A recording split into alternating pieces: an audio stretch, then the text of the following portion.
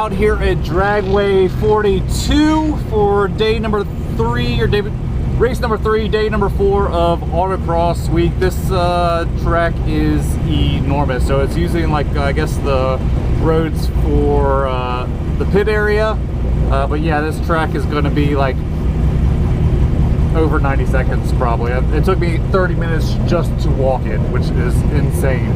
And it's going to be probably some third gear as well, so way out of the normal comfort zone, but we are going to push it and try to carry that momentum from yesterday. So getting ready for first run.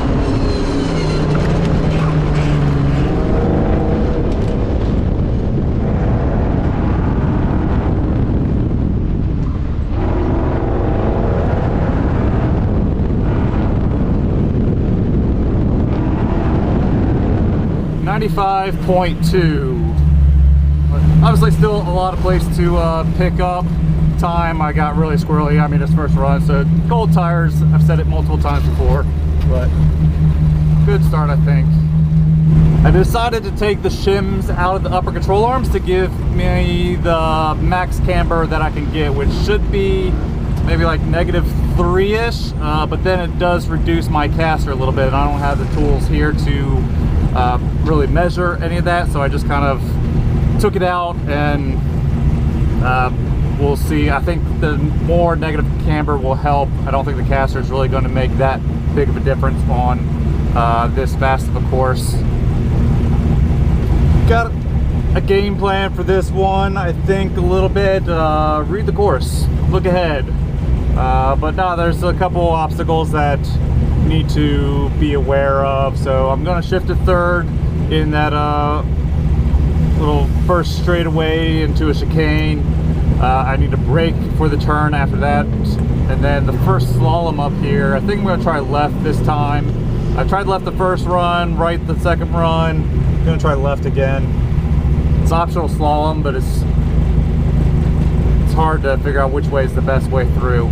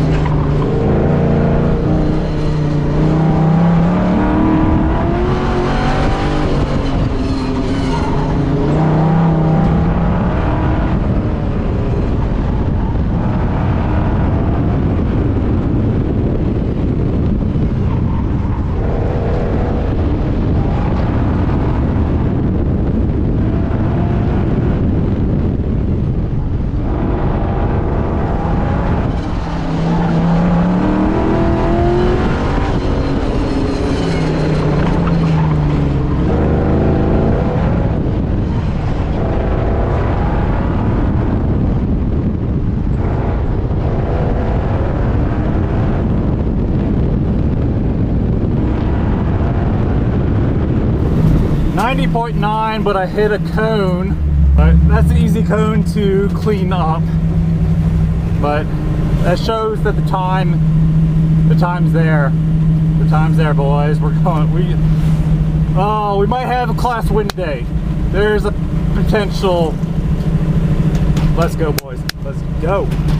The little car that can. It is time to get some clean, fast runs down so we can lock in this first place that I'm currently sitting in. Tires are now up to temperature. Things are going good. Clear head. Now's the time.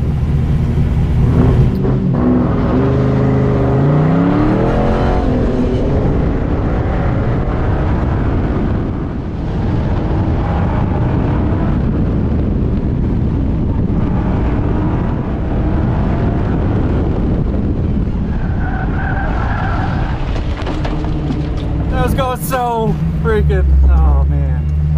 You're good, man. I did the same thing on my last run, that where you hit the cones. Yeah. If you backtrack before that, and then that slalom right before those cones, there was that one 2-pointer cones like the beginning. Yeah. I was going way too fast through the one Chicago box, and I literally went around those cones through the grass. So I was just hauling too much speed.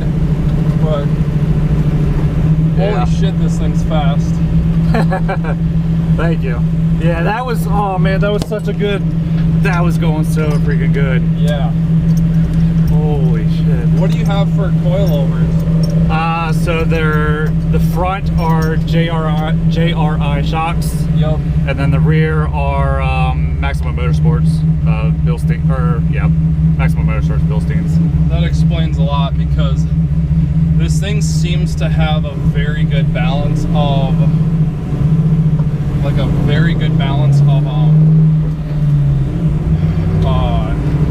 it's stiff,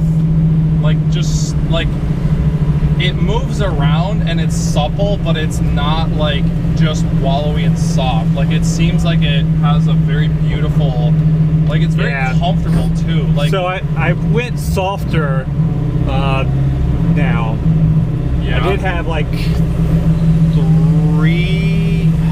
300s in the rear. Yep.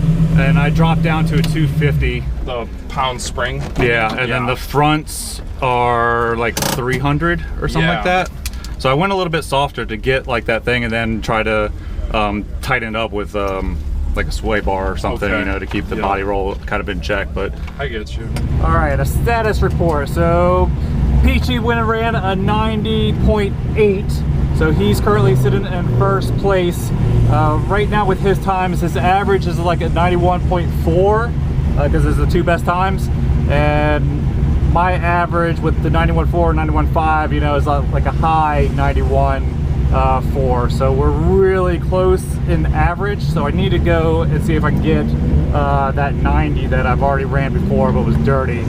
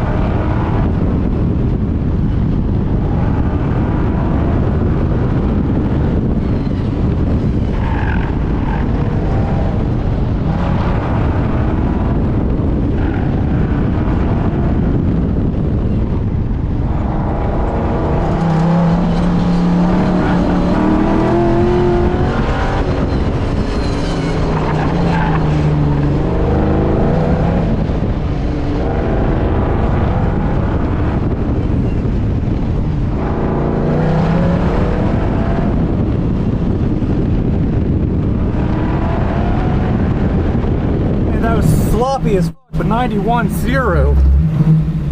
Whew.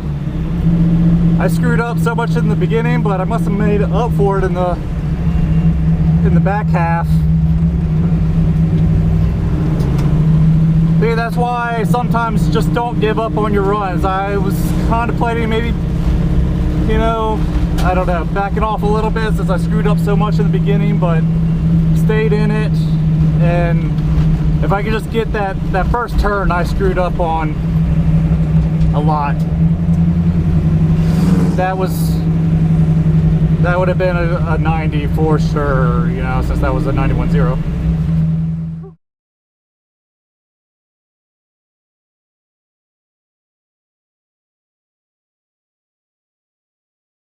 Alright, it's the end of day number 4. We've made it back to our original destination. So I'm back with my truck and trailer. We're at pit race. So one more day of competition left, and we've made 500 miles roughly in the car. So if you'd asked me, you know, a week ago if the car was going to make it 500 miles, I probably would have said no, or I wouldn't have put my money on it, but she made it. Really no issues. I mean, there's some drivability stuff that we're still working out. The car still kept going lean, and I would have to kind of gun it to get it to clear out, and through some fault codes a couple times, but really there's been no problems with the car. The car has been phenomenal. It actually drives pretty well. Today it was a little dodgy, but I changed the suspension up to try to, on that fast course, I took out my shims to give me max camber at that course, and that changed the suspension, and I couldn't align it or anything like that, so it was a little dodgy on the road here. But this was also our shortest drive from Dragway 42 to Pittsburgh International. Ended up finishing second in class, so we'll have to, tomorrow is going to be the one that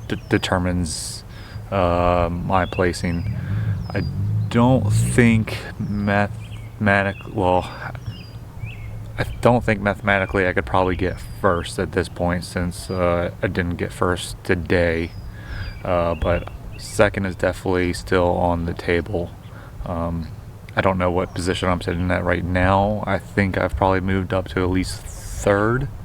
I'd have to run the numbers and see, but I think second is definitely doable. But also, this is the location that I've done my worst. But I think that first day was just getting a lot of the jitters out, and had the whole drive looming over me. But now we've made the drive. We got the trailer as our safety net now, so I can just do whatever to the car, and it's going on a trailer, doesn't matter.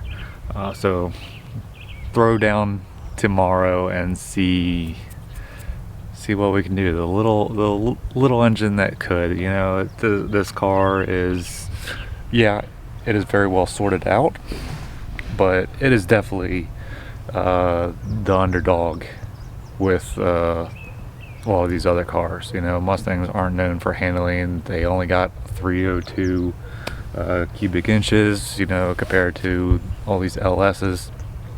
But this car, yeah, she does good. We went to Trick Flow today and got to take a tour of their facility, which is really cool. A small operation, surprisingly, so for making such great products. And yeah, I got Trick Flow components on the car. The heads are Trick Flow, adapter, valve covers. I think that's currently what all Trick Flow stuff I have. If I on my other engine, when I was looking at doing a top end kit, I was looking at the Trick Flow top end kit. That would have been just everything. But since I bought the engine, it already came with some other components.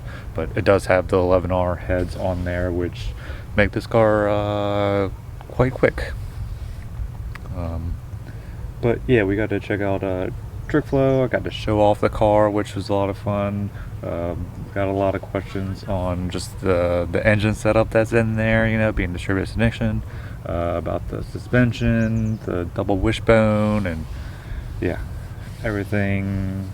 That was a good time. And then the last drive wasn't too bad, but we can finally start unpacking all this stuff. We don't need any of that stuff anymore, hopefully. Yeah, then I had a few things still, you know, back in there, but we are about done with Autocross week. It's been a blast, and can't wait to do this next year. Definitely going to be doing this next year, but we got one more day left of competition to see where we can finish on the podium. So with that, thank you guys for watching. We'll see you in the next one. Later.